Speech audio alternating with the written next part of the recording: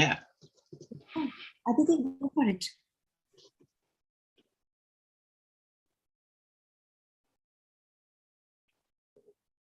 Can start.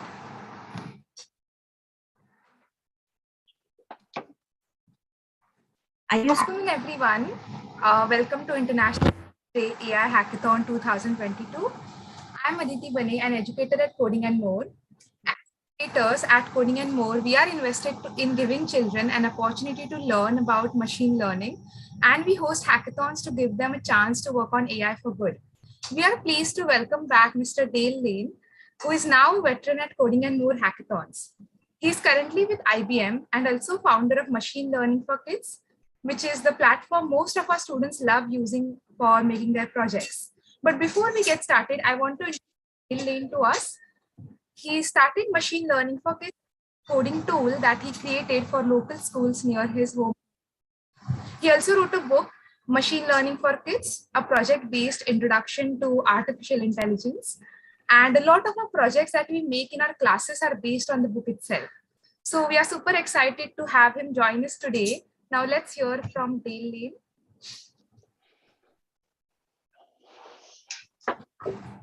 Hello, thank you very much. Thanks for the welcome. Thanks for having me. Yeah, so what I thought we would do today, so I've got sort of nearly an hour with you all. I thought we would go through one of the projects I've written recently. We can go through it together. You can either sort of just watch me do it, or you can follow along and do it at the same time yourself. It's entirely up to you. And then we can have a talk about what it means and what we learned from it. So let me share my screen and then we'll get started. Where's share screen? That one.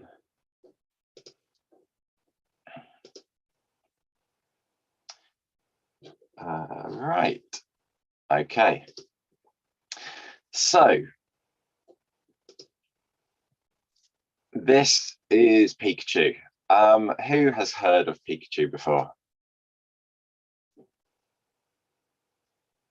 I see some hands going up. Awesome. This will help. This is absolutely going to help. But don't worry if you haven't. I'll hopefully make it all make sense. So Pikachu is an electric Pokemon, because there are different types of Pokemon. And what I'm showing you here is from one of the websites where you can see the Pokedex, the list of all the Pokemon, and it shows you what type it is.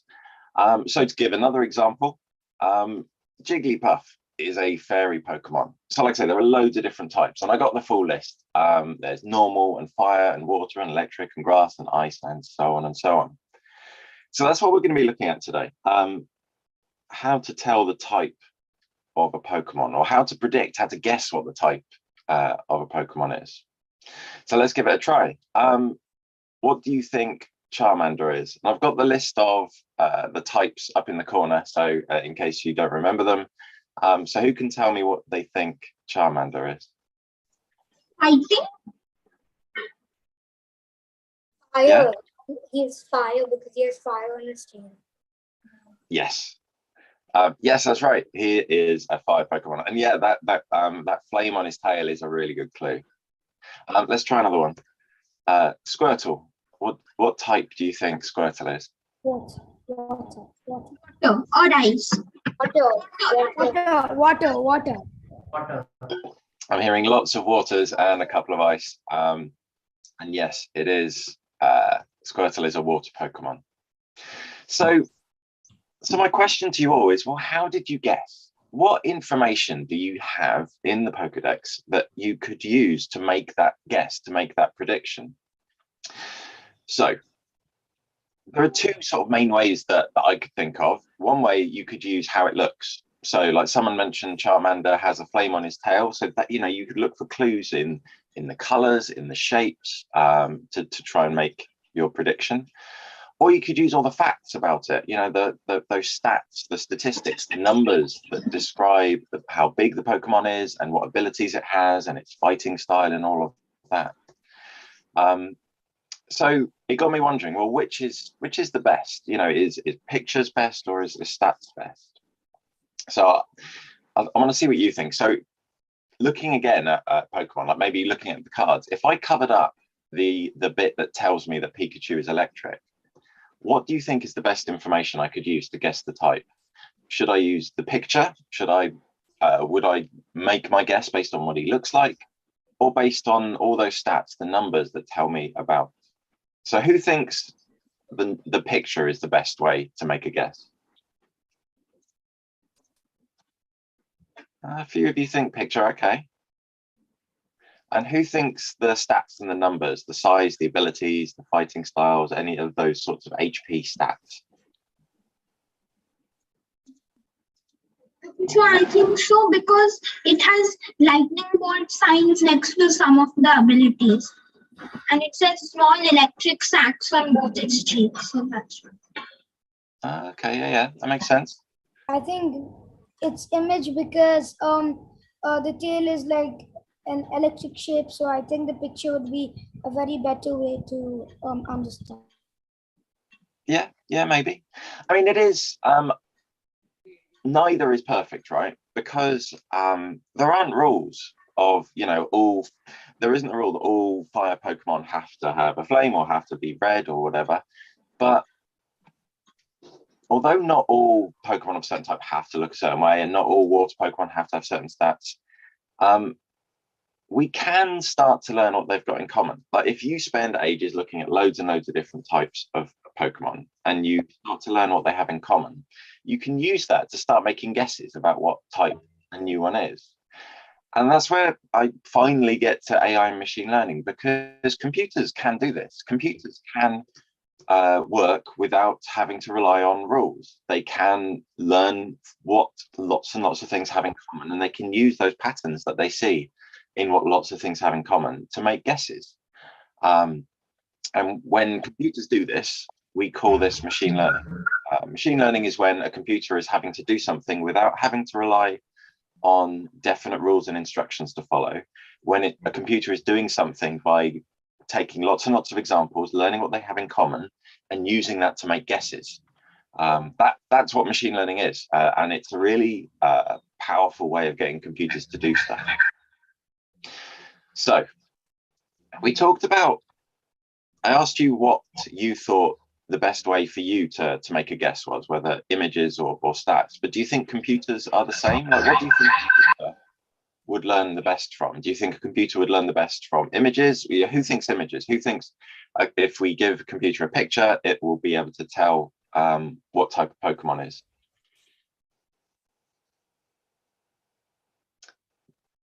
A few hands, okay. And who thinks computers work best with numbers? That if we feed it loads of stats and numbers, statistics, that it will be able to use that to guess? Oh, not as many. Okay. So let's try it and see. I'll show you some examples. So I collected the stats for 350 Pokemon, fed them all into a computer, and used those examples to get the computer to learn what different types of Pokemon have in common from the stats. And what I wanted to do was to see if the computer can use what it learned to guess the types of new Pokemon that I hadn't told it about. So I didn't give it all the Pokemon, I just gave it 350 examples to see if it could learn what they have in common. So this is what I made. So I'll show you, I've got a little video clip to play what happens. So when I drag a Pokemon onto the red map, its stats show up, and then the computer will try to make a guess of what type it is. And it did guess that this one was electric. And like I said, I hadn't given it Pikachu before. I hadn't given it this one. It was making a guess based on what it had learned, and it did guess correctly. I also tried it with pictures. So for this project, I didn't have any stats or numbers. It was just, I gave it loads and loads of pictures of Pokemon. And again, same kind of thing. I wanted to test it to see if it could make a prediction based on a new one that it hadn't seen before. So I did Squirtle this time. Hadn't given it any pictures of Squirtle before. And it was able to make a prediction based on what it had learned. And it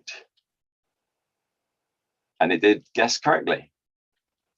So computers can sort of do this job, and that's what we're going to do this morning. So like I say, you can just watch me do it, and I'll show you all the steps involved in how I made those projects. Or if you'd rather follow along to like do it at the same time as me, I'll try and go at a pace where you can sort of do it as well. So I'm sure I don't, from what you were saying as we started, I'm sure I don't need to tell you these first few steps. So I started by going to machinelearningforkids.co.uk and clicking on Get Started. And then I went with Try It Now, so I didn't have to worry about a username and password, but I think quite a lot of you have got usernames and passwords, so you could use that instead. Now, to make it easier, because it took a little while to collect all those examples, so I've got them in as a template. So once you've logged in, you can go to that copy template button in the top right hand corner. And then, so I've got all of those pictures of Pokemon that I collected in one of these templates here. So if you scroll down to where it says Pokemon Images, then you can just click on where it says Pokemon Images. I did Pokemon statistics.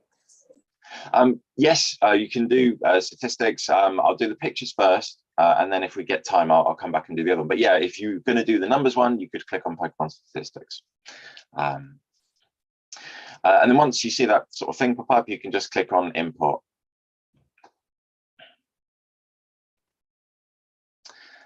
So once you do that, there's a new project imported with the pictures that I collected of Pokemon. So if you click on that project, it gets you through to the normal menu with the 3 phases of a machine learning project. So to start with, let's have a look at those examples I collected. So clicking on Train gets you through to here. And I think it's a good start to just sort of scroll through and look through what are the examples that we've got. So you can see the number in the bottom corner. I collected 14 examples of fairy Pokemon and 27 examples of rock Pokemon and so on. So this is absolutely not all the types and not all the Pokemon.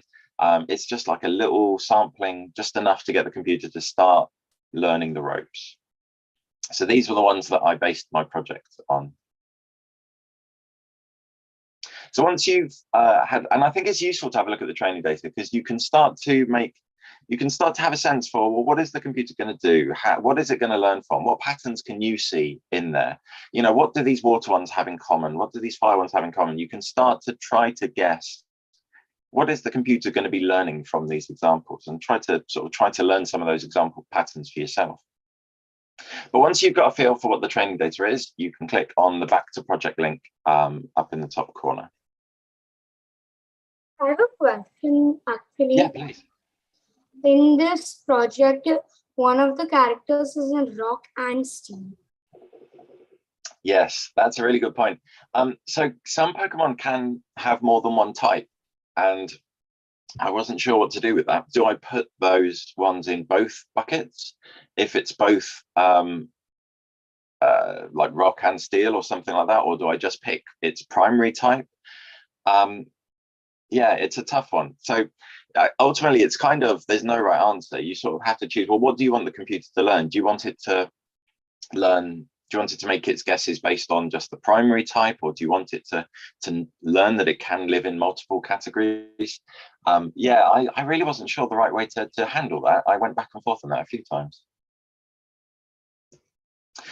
So the next phase is training a machine learning model. So clicking on that middle button, learn and test, to get to there.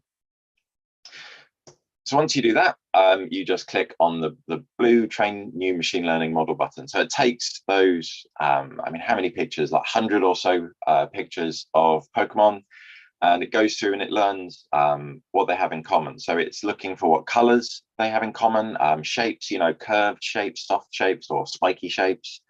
It's looking for size, you know, big versus small, all sorts of things. It's going to look for any patterns it can find. Once you've done that, it's time to start making the project in Scratch. So back to project in the top corner. And then going into make. And as you saw, you know, I'm going to be making it in Scratch. So it's using Scratch 3. It's where I do pretty much all my projects in. I know that, you know, App Inventor is cool and Python is fun, but I do really like Scratch. So if you click on open in Scratch 3, it takes a couple of seconds and it will load that machine learning model into Scratch for us.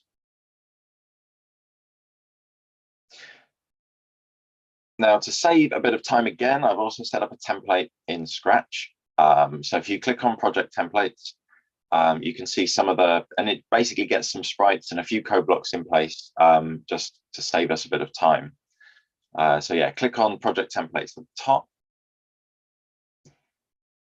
And then if you scroll down, there is a Pokemon images template down at the bottom there.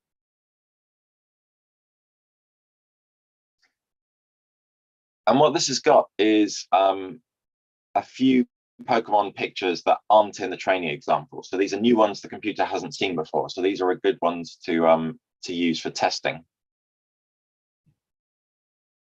So in fact, I'm going to show my lack of Pokemon knowledge. I know what some of these are. So obviously I know Pikachu and Charmander and Squirtle and Jigglypuff, but I've got to admit, I don't know the names of a lot of the others. But anyway, so we need to finish off the code. So we need to add in our machine learning model, so into the classify sprite. So if you click on the classify sprite, it's the top one in the corner. And it's this bit of code where it says when I receive classify. And that's the bit that needs the machine learning model to be added to it.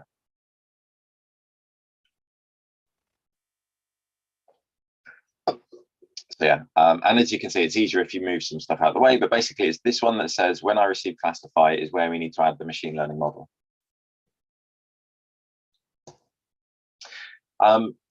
So what we need to do is add in down at the bottom the machine learning model, the recognized image block. And this is going to be, so this is the code that will display the prediction. So instead of displaying a ... we want it to sort of show what the machine learning model predicts. And what we're putting into that block is the picture of the Pokemon that has been dragged onto the red mat. So we drag that in there, and then we put the Pokemon image, whichever picture has been dragged onto the top, and we put that in there. So what this will do is it will make a guess of what type of Pokemon it's got. So let's give it a try. So clicking on full screen gets the code out of the way. Also means it's harder to accidentally break anything. Do I do the label or do I do confidence? Label. So the confidence block will give you a percentage, a score of how sure the computer is that it's right, which is interesting to see. But for now, we're just going with label.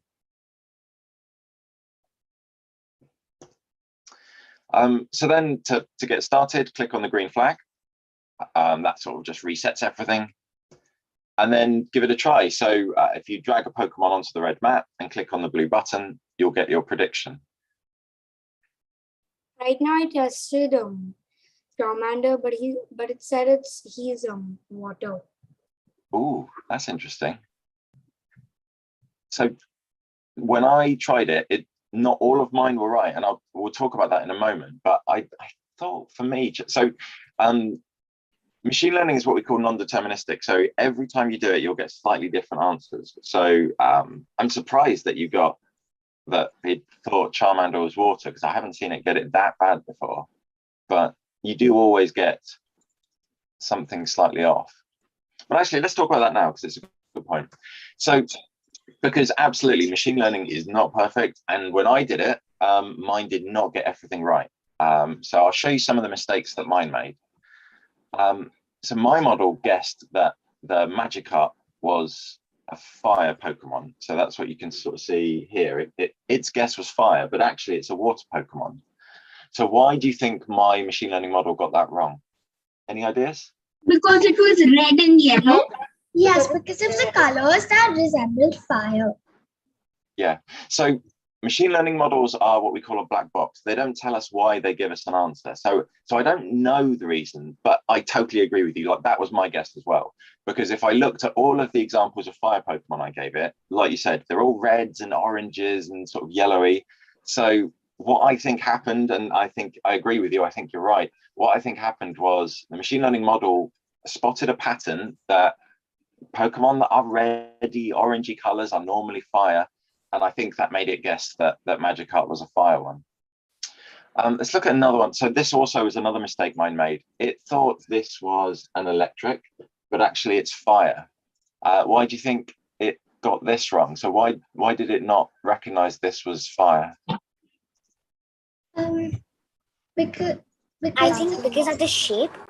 Yes, because the legs are like a lot like Pokemon's legs.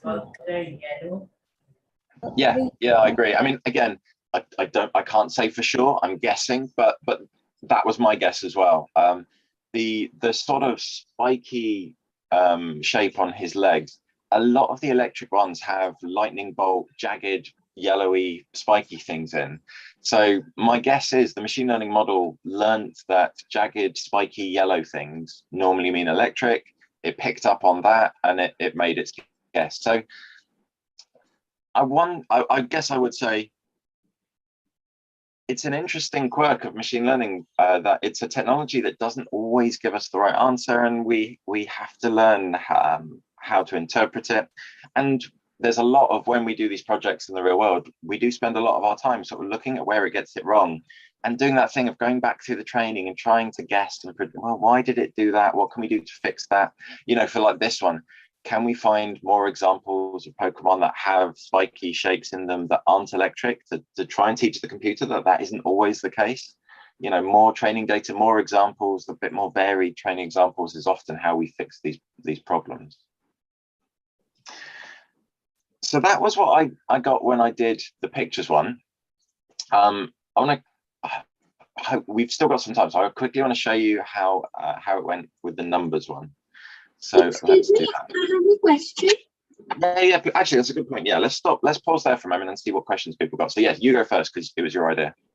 When I drag the Pikachu onto the red mat and then I click here, it for a few seconds it shows electric, and not in a few seconds, it just flashes electric and then it switches back to the original, the 3 dots.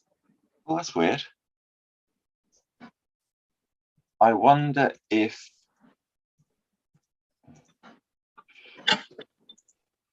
you've maybe got more than one when I receive classify.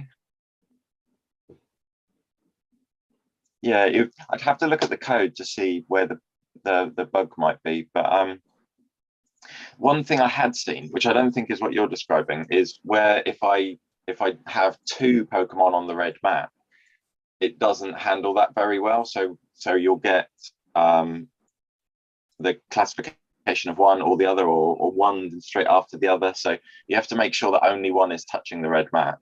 But I think to see the 3 dots, there must be a block somewhere that's still got the 3 dots in it, still running. So I think probably there's some extra bit of code that's left over that you'd need to tidy up. I have another. Yeah, please. I have another question. In machine learning, how did you get the Pokemon images in machine learning? So let me give. So there's a website that grown-ups use to learn about machine learning. So it's basically a place where there are lots of challenges set, and what they do is they collect data for you, and they set a challenge to see who can come up with the best machine learning model using the training data. And the links for where I got the pictures is this top one here. So this person on Kaggle collected all the images for the community, for people like me who like to play around with machine learning. So yeah, I got all the data from this person. So I'm hugely grateful that they took the time to collect all of these images and get them all ready for a machine learning project. But the nice thing about Kaggle is there's loads of, like you can see, I also got the stats for my numbers project from Kaggle as well, from someone else's project. But there's lots and lots of different sets of data for different machine learning projects on Kaggle. It's often where I go first to go find data. Any other questions? No, I just wanted to say that I fixed the bug. Oh, nice one. Well done. So let's have a quick look at the stats version. So yeah, same kind of first few steps as before. So starting off at Machine Learning for Kids, I did it without a login. So I went to get started and then I went to try it now. But if you want to work on a project for a while, you can just log in instead.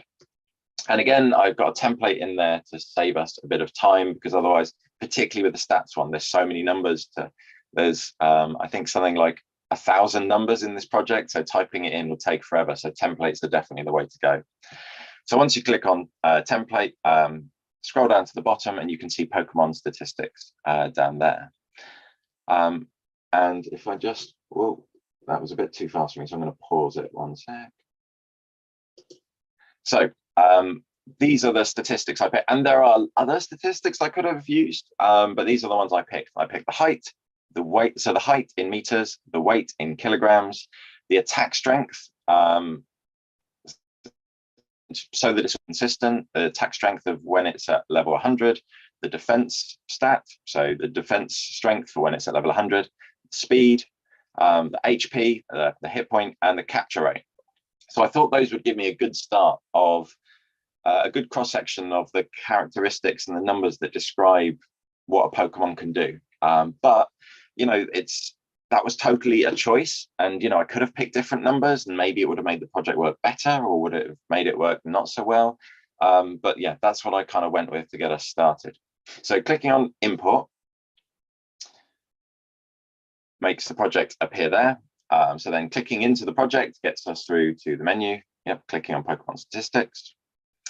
And like before, I think a good place to start before you're doing anything is to start having a look at the values you're going to be using, have a look at what you're going to be using to train the system, and try to make your own guesses at, you know, can you spot any patterns? Now this is much harder, right? Like, you, as humans, we're good at looking at pictures. We can scroll through pictures and get a feel for what they have in common. As humans, scrolling through sets of numbers and just having that sense of what they have in common is much harder for us. Computers can cope with massive sets of numbers and find pictures harder, whereas as humans, we find pictures really easy, but numbers are quite hard to intuit. So I had to spend a long time sort of going through and trying to get an idea of which types have really big numbers for some fields and really small numbers for some fields. And even then, I didn't really feel like I could have done this job. Like, if you gave me a set of numbers, I don't think I could have made a good guess, unlike with the pictures where I think I could. But anyway, once you get a feel for, like I say, the thousands of numbers that are in this training set, time to train a model with them. So go back to project, and then click on learn and test. And like before, we just need to use all these examples we've collected to train a new machine learning model. And actually, one thing that shows how much easier computers find it is how much quicker this is. Like, when you're doing the images project, it takes, I don't know, not a very long time, but it takes like 5-10 seconds for the computers to churn through those pictures.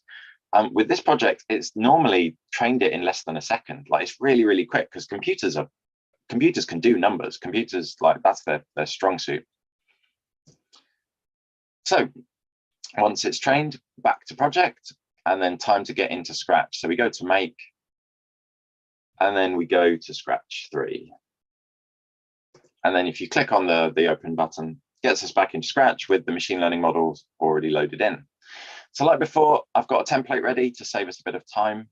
So if you go to project template and then scroll down to the bottom, and like before, this template has got a bunch of pictures, a bunch of sets of stats for Pokemon that weren't in the training example, so we can test it with things it hasn't seen before. So like before, we just need to finish off the code. The code is a bit more complicated this time, because what we're going to be giving the machine learning model isn't just one picture, but several, was it 6 numbers, 7 numbers, lots of numbers. So this takes a while, right? So once you find the when I receive classify bit of the code, you need to first drag in the machine learning model. So that's down at the bottom, the recognize label. And as you can see, it's lots to fill in because there's lots of numbers in this project. So drag in the height and the weight, the attack strength, the defense strength. And this is bit where things can go wrong. You need to be really careful to make sure that you match it up right. So the right orange blocks go in the right boxes. So attack goes next to attack, defense goes next to defense, and so on. And it's always where I make a mistake because I drag it into the wrong hole. But once you've updated that, then it's time to test. So this one I found actually worked really well for me. Like, it made far fewer mistakes than the pictures one. But just to show you it working, you know, Pikachu, even though that wasn't in the training examples, it did correctly say. So even though, like, I'm really struggling to know what is it about these numbers that got it to really recognize, the computer really seemed to find patterns in there and spot the patterns and be able to do it, which I think is fascinating. I have a question actually. Yeah, please. Before this, I was not really opening into the scratching because I couldn't do it. But now I opened it, so now the prediction isn't coming. So what block do I put when it says set a prediction to? So I'm not sure what you mean, sorry. So you know when the code that says set prediction to? Yeah. So what do I put in that? Oh, okay. So you put the recognized numbers block that ends in label. And then inside that recognized numbers block, you need to sort of fill in each of those. Where is it? Oh, hang on, sorry. I'm trying to skip back to there we go. So it's the recognized numbers one that ends in label, and then you copy in each of the orange blocks that's next to it.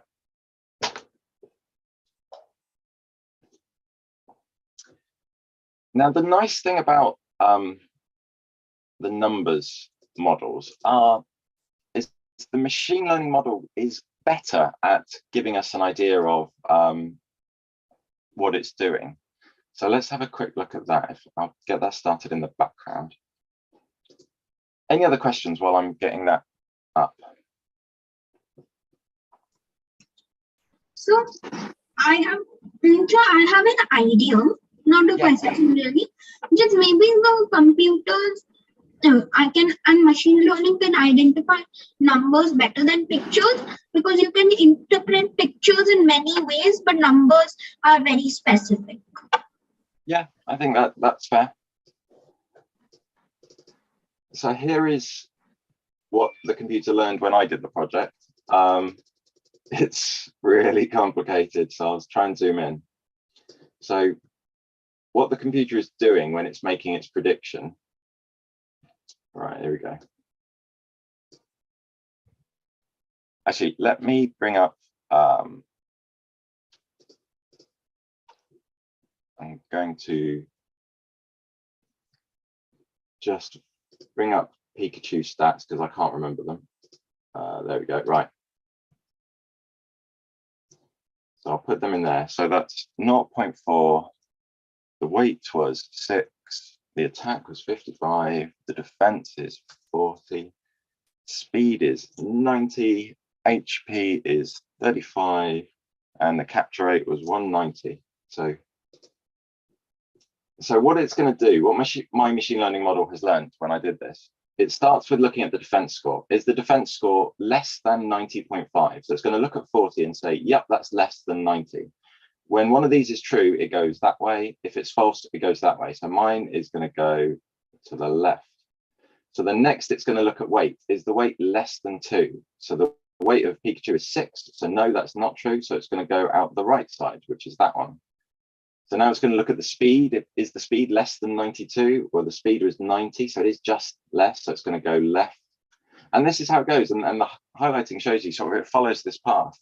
So, and as you go all the way down, as it keeps doing these tests, it finally gets to here where it makes a decision that, yep, this one is probably electric.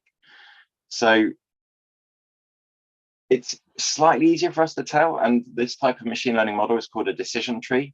Because it follows this this shape, this sort of structure we call a tree in computing, and it's following this tree to make decisions. One thing, before I stop for questions, one other thing is worth trying for yourself is try designing your own Pokemon. This is my amazing drawing of a Pokemon. So you can try inventing new stats and inventing new pictures and see what type of Pokemon the computer thinks your new invention is. So that's worth doing if you get some time afterwards. So those are the projects I wanted to share with you. Actually, one quick thing for inventing your own Pokemon. If it's hard to draw on the canvas, one thing I found is I drew it onto paper or my whiteboard and held it up to the webcam, and that is a bit easier than trying to draw. I find it easier than trying to draw with a mouse, but it's up to you. I would recommend having a play around, be creative, and see what the computer can do with your own examples. So I called my Pokemon Weird Tiger, and it predicted it was a water one, which wasn't what I was expecting. I think it's because of the bluey background on my whiteboard. I think that might have influenced it. But anyway, so what have we learned? I wanted to show you a couple of different examples of machine learning. And I wanted to first raise the idea of this thing that machine learning isn't always perfect, and show you how we have to try and work out why it gets things wrong. And actually, you were really, really good at it. It's just about looking at the training data. And that's why we start a project by looking through the training data to try and get a feel for, to try and get an understanding of how it's going to behave. I wanted to show you that there are different ways of doing the same task, because for both of those projects, using pictures and using stats, we were doing the same thing. So there are lots of different ways, and part of doing a machine learning project is trying to make some of those decisions of, well, which way you're going to do it. And there's no definite right answers. There's just opinions. I mean, you could invent a really complicated project where you do a bit of both. Maybe you use the numbers, the stats, and the images, and then you see if they agree with each other. And maybe you can come up with a more reliable project if you use more than one technique. And the other thing I wanted to show you was some of with the numbers ones, how we can try to understand what it's done, or at least how we can get a peek under the covers and try to see what the computer is doing when it makes its guesses. So before I stop for questions, I just again want to thank the people who very generously collected the training data that I used for both of these projects, because that was super helpful. And with that, I will stop for questions. So let me stop the share. Any thoughts, comments, questions, anything that anyone wants to raise? Can I start with a question, Dale? Yeah. You showed them how they could use a stats project using Kaggle. In case the kids are not able to find the statistics from Kaggle, is there a way that they can actually make it on machine learning, with the numbers, making their own stats card? Yes. So let me share my screen. I mean, I would say it's quite time consuming to do it. It's so if I delete the project. Excel sheet, right? Like, they could make an Excel sheet of stats and then import it. Is there a way to do that? No, unfortunately not. That is something I'm working on, but at the moment I don't have a way of doing that. So what you'd have to do is it would be, like height is a number, weight is a number. So it's kind of like this. So I'll just go with those two to start with. And then when you create the buckets, electric, it would be lots of typing in. So that's why I set up the template, because I think doing this would be really, really time consuming. So yeah, at the moment, you can only use templates that I've set up, but I am working on how to make it easier for you to bring your own templates that you can import. I just haven't got that ready for the site yet. Okay. Do you all have any questions? Yes, I have one question. Yeah, so how did you get your own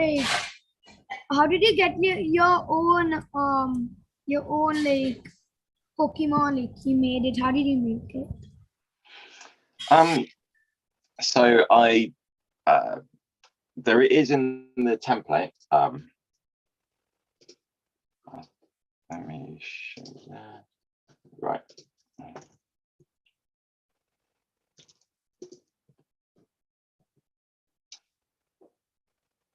Give it a sec to load.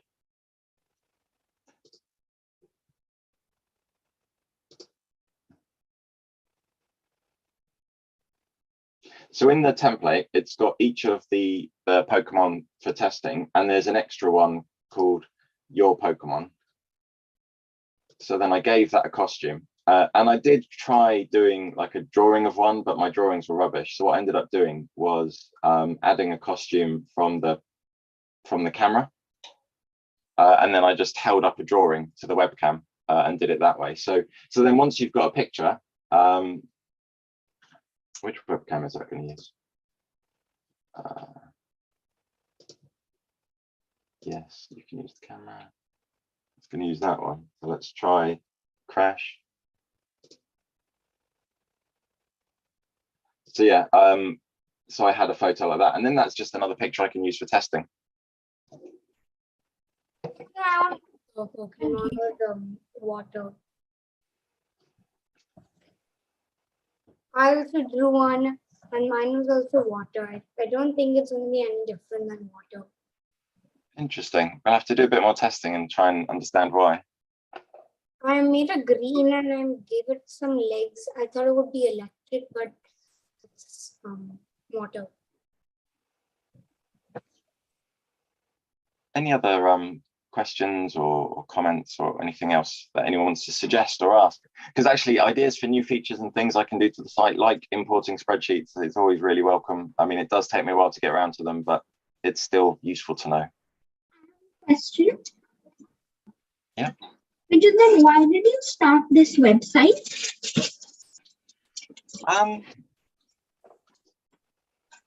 So it was originally, like back in the very early start, it was just something that I made to show my kids what I was doing at work. It was I wanted to show them what machine learning was, because it was what I was doing and I went to work every day. But I sort of started sharing it with some of the local schools around me here, and it just kind of spread from that. So I like we need more people to understand machine learning. I think that's really important because it's everywhere, right? It's affecting all of our lives. So if I can help to raise people's understanding of what this tech is and how it affects us, then I think that's a good thing. So what we just made right now, how do you use that? How is it helpful?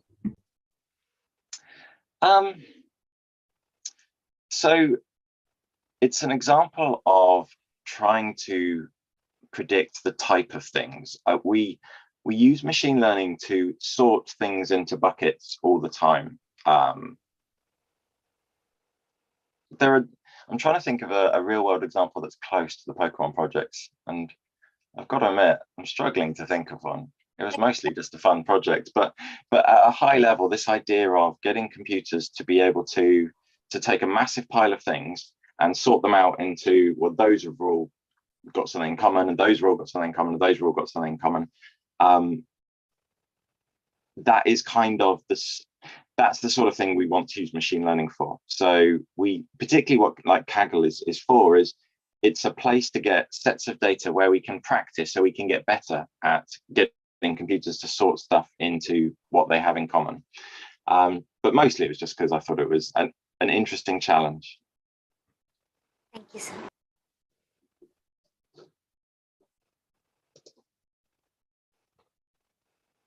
Dale, I was thinking the Pokemon could actually be used for gender equality. It would be interesting to have the children with the stats, when you're applying to college or when you're going for a job, and then see how the bias is coming. I mean, it just is a thought. If they're looking at how something like this could be used in a real life application, or, players, to predict which player would do well, batting averages or whatever. I'm not a sports person, but just a thought. Yeah, actually, that's a good point. The sports stats is probably the closest real world analogy for the Pokemon thing, because it is that idea of trying to guess how good a sports player will be from their stats. Yeah, that's a good one.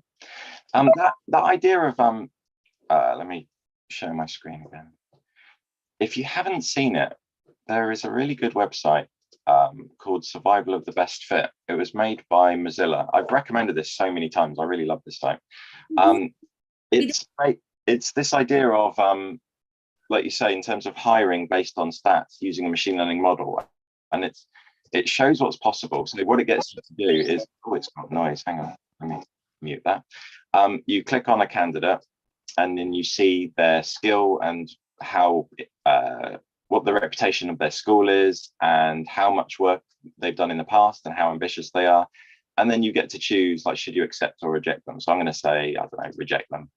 And then you pick on the next one, and you say, well, you know, well, they've got no skill, so no, I'm going to reject them. And then you pick someone else. Oh dear, they're not very. I'm not accepting anyone. I need to hire 3 people. It's going badly.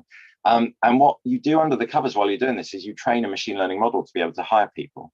And this is based on a real world situation. There was a large company that was using machine learning to make decisions of who they should reject their applicants. Actually, let me try and accept a few so you can see what happens next. I'll accept them. And they've got lots of skills, so I'll accept them. So I think in terms of what you're saying, like using stats in recruitment to do it in an unbiased way is a lovely idea, but there are real pitfalls. And what this game shows is it starts to show you some of the ways this can go wrong and some of the problems. And again, that was based on some of the problems that happened in real life when this large company did it. It's worth having a try of Survival of the Best Fit. It's survivalofthebestfit.com. It's a nice insight into how machine learning has been used with stats in recruitment and some of the ways that can go wrong. Yeah, it's a good site. Ariman, you had a question? Yeah, I wanted to ask how exactly, like, isn't machine learning basically made of the same programming which any basic, like, for example, any basic program would be like? So what makes it different, and how exactly is it able to, like, detect things? How is it able to detect that?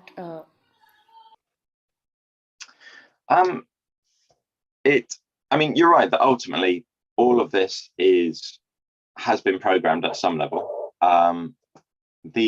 How it works is there is a lot of maths involved that I've got to admit, even I only understand at the most superficial level. But let's have a bit of a look. So I've got an example for text, but it's actually fairly similar for any type of project. So I'm gonna grab a template to save time. Let's go with the headlines one. So this project is all about making a prediction of which newspaper a newspaper headline came from. So it's got lots of examples of bits of text, and it's looking to spot patterns.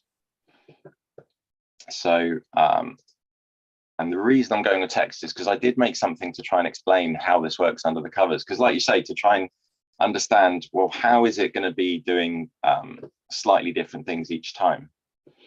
So give this a sec to load. There we go. So this is like a really simplified picture of what's happening under the covers. It's called a neural network.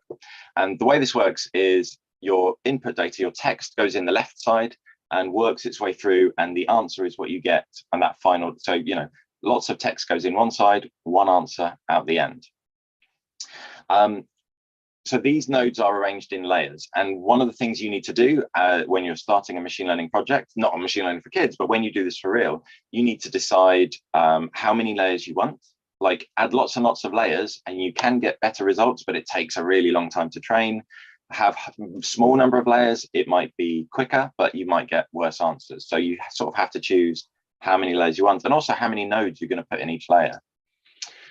So what you do is you take, when you're training it, you take one of your bits of text and you have to turn it into a set of numbers, because ultimately computers need numbers. And we do the same with pictures. Like, if we take a picture, we turn it into a set of pixels, and each pixel has a color, and each color is represented by a number. So whatever you give it as input, we're going to turn it into a set of numbers.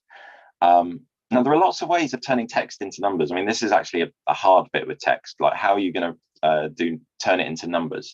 And again, when you're doing a project, you have to make your decisions of, well, what are you going to be looking for that you're going to turn it into numbers? So maybe you look for counts of certain types of words. that's a common approach. Maybe there are other characteristics. You count the number of letters, you count the number of syllables, you count how much punctuation, whatever you think you want the computer to take into account when it's looking for patterns. You're going to have to add that into your project. So once you've turned your text into numbers, you need so you follow these lines are showing. To calculate the number that goes here, I'm going to use as input that one and that one and that one and that one and that one and that one. And you do a sum. So like one example is you could just add those numbers together. What you normally do is you add the numbers together and multiply them by a weight. So there's going to be a weight associated with each of these lines. So you do 2 times 2 and 3 times 2 and 3 times 3 and 1 times 4 and 3 times 3 and so on. And then you get and the other thing is you often have each node will have some sort of bias, some number that it can use in the sum as well. So maybe you add that to it as well. So you get a number.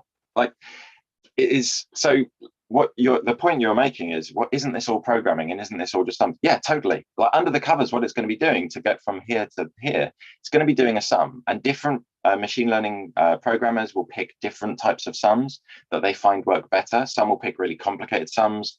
Some will pick really simple ones, but one way or another, they need to go from these sets of numbers as input to a new number.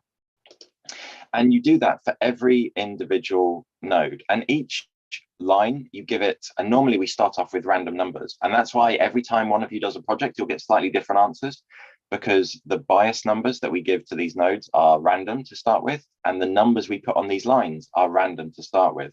So even when I do a project multiple times, I'll get slightly different behavior each time. So I do these sums for each node. And then once you've got all of the nodes in that layer, you can move on to the next layer. And again, different random numbers on the lines, different random numbers on the dots. And eventually you get all the way to the end. And the numbers you get here, that's your predictions. So that's like the confidence, the percentage. So like this one has got a 52% confidence that this headline came from a newspaper called the Daily Telegraph. And then you compare that with what the right answer is. So actually for this one, the right answer was Daily Mail. So it was wrong, it was wrong, it was wrong. And what you do is you go backwards, you go back from right to left, and you tweak each of those the numbers that started off as random, the numbers on the lines, the numbers on the dots, you nudge them up a little bit, or you nudge them down a little bit, something that would have made that error smaller.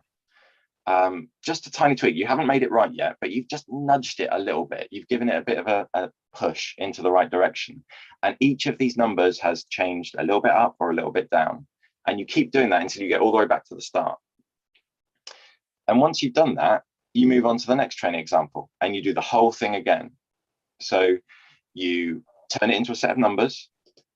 You use those numbers in sums. You do that for using the new and updated numbers for each of the dots and each of the lines, and you keep going until you reach the end. And then you see how badly you got that wrong, and then you go back again and you nudge those numbers up a little bit or down a little bit to get it right. So and this is what happens when you click on the button to train a model. It's doing lots of tiny little nudges, and it keeps trying it with every training example you've given it, and it keeps nudging those randomly picked numbers up a little bit or down a little bit until it gets to the point where those errors get really low, until it gets to a point where it's really good. So under the covers, that's what's happening. And it's doing it with many more nodes and with many more layers and with much more complicated sums than I've shown you. But the basic idea, that's what's happening.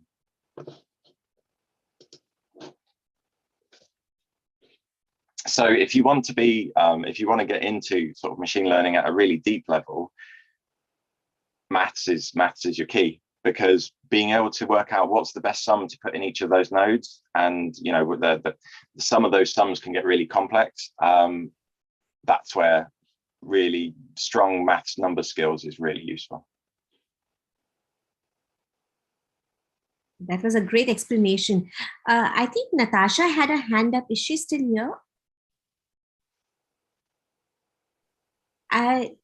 Do we have time for one last question before we say our thank yous?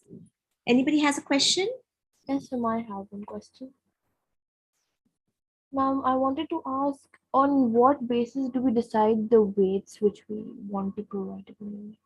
Oh, that's a really good question. So there's a whole debate we can have about that, right? My normal starting point is random.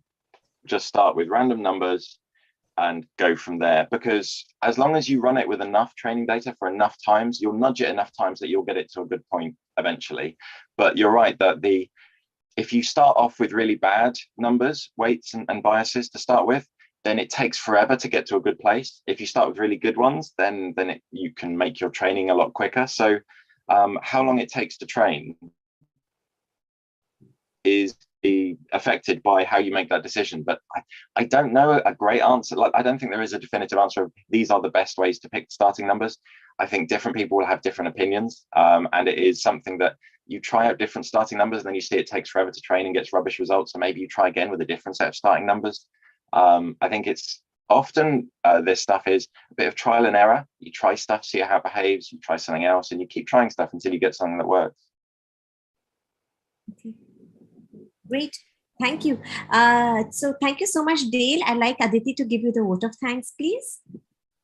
Thank you, Dale, for showing us how machine learning learns from both stats and images. Kids, most of you have used machine learning for kids already and know how easy it is, like for making your AI projects. And I'm pretty sure most of you will also use it in today's hackathon. So thank you, Dale, for joining us today and interacting with the children and answering all of their questions. We are so grateful for your support at Coding and More. Thank you. Oh, you're very welcome. Thank you for having me, and best of luck with all your hackathon entries today. Thank you. Thank you. Thank you, sir. Yes, sir. Thank you, sir.